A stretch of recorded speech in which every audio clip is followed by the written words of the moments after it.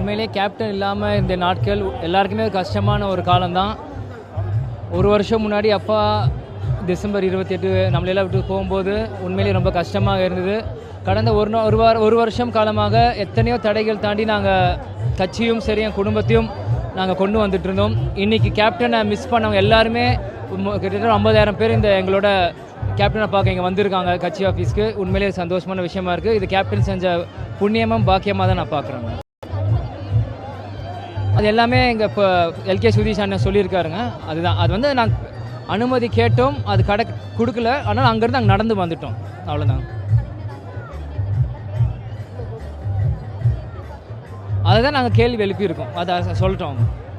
எல்லாருக்குமே கொடுக்குறேன், எங்களுக்கு ஏன் கொடுக்க மாட்டீங்க, அதான் இங்கே கேட்டிருக்காங்க.